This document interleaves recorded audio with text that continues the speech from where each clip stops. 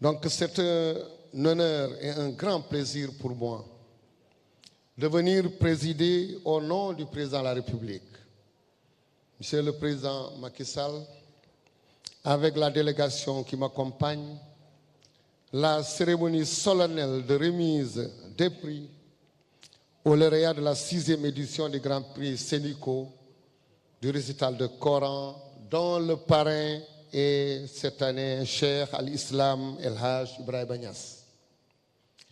Je voudrais tout d'abord, en ce mois béni de Ramadan, saluer le partenariat fécond entre la Fondation Sénico et la Fédération nationale des associations d'écoles coraniques du Sénégal. Et vous féliciter pour vos efforts et votre contribution sans relâche au développement des daras et d'un enseignement coranique de qualité au Sénégal.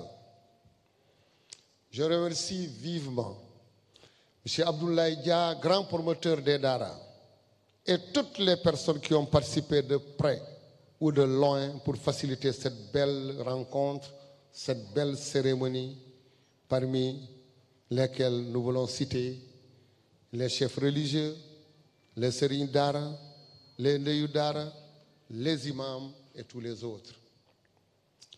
Nous saluons aussi la mémoire d'El Haj Omar Dia et Serigne Papa Malik Sy pour leur apport à la promotion du concours.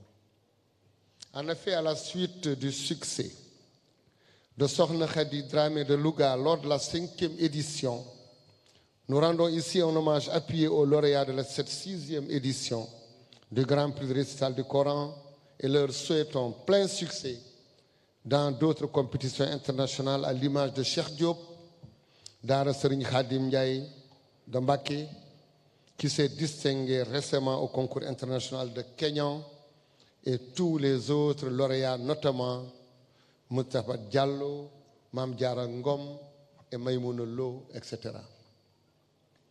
Mesdames et messieurs, tenir cet événement majeur dédié exclusivement au Saint-Coran dans les circonstances exceptionnelles de la pandémie à Covid-19 est assurément une formidable démonstration de résilience et d'adaptation en ces temps d'épreuve. Vous avez consacré beaucoup de temps et d'efforts pour l'organisation de ce rendez-vous dans le respect des règles sanitaires. Je vous en félicite vivement. J'ai été agréablement surpris par le travail sérieux et rigoureux qui a été accompli dans l'organisation de ce concours, afin de proclamer les résultats fiables. Le succès de nos lauréats au niveau international témoigne de la crédibilité et de la fiabilité de ce que vous faites. Nous louons beaucoup Allah subhanahu wa ta'ala pour cela. Qu'Allah soit reconnaissant envers les émirs qui gèrent ce projet de mémorisation de Coran pour leur effort et leur sollicitude, pour leurs grands soins ainsi que pour le temps qu'ils ont consacré aux apprenants. Mesdames et messieurs, l'organisation d'une telle cérémonie en ce mois béni de Ramadan est une occasion pour les jeunes musulmans de se familiariser à la lecture du Coran, mais aussi d'inculquer à l'esprit des apprenants l'utilité de cet exercice. C'est aussi un moyen de s'éloigner de l'ignorance, de la déviance chez le musulman, car lire le Coran est une source de grâce et de miséricorde. Depuis les premières générations, la communauté musulmane sénégalaise prend soin du Coran en l'apprenant, en le mémorisant, en l'enseignant, et ce jusqu'à nos jours. Nous louons Allah pour ce bienfait totalement incarné par nos vénérés guides et chefs religieux, El Haj Oumar Tall, Cheikh Ahmadou Bamba, El Haj Malik Sy, El Haj Abdoulaye Niass, Cheikh Bou Kounta, Mame Limamou Laye et tous les autres. Le parrain de cette édition 2021 en est un exemple. Cheikh Al-Islam El Haj Ibrahima Niass. Connu pour son érudition, sa piété et son esprit d'ouverture pour répandre la vertu universelle de l'islam à la lumière des enseignements de son guide, Cheikh Ahmed Tijane, est l'une de ces figures dont l'islam s'enorgueillit. Réunissant toutes les qualités de son illustre père, El Hadj Abdoulaye Niass, le cheikh possédait de très belles et nobles qualités, toutes marquées du sceau de la complétude, lesquelles suscitent l'attirance de tous ceux qui le connurent.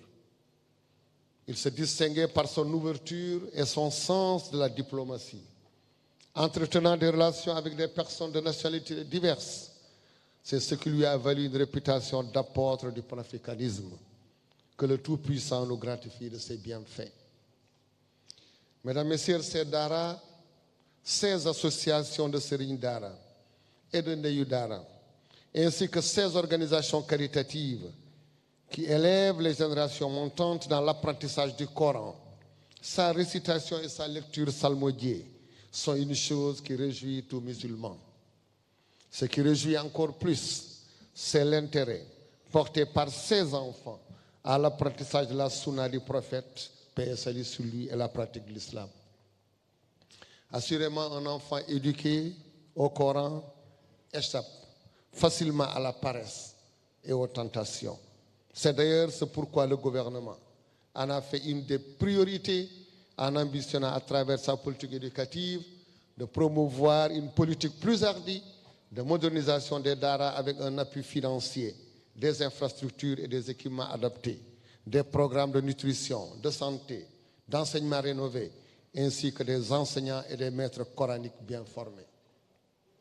Dans cette perspective, le président de la République a pris plusieurs initiatives au niveau de l'État à travers des programmes et des projets innovants pour assurer aux apprenants des Dara une éducation religieuse de qualité et de les doter l'essentiel des compétences de l'éducation de base.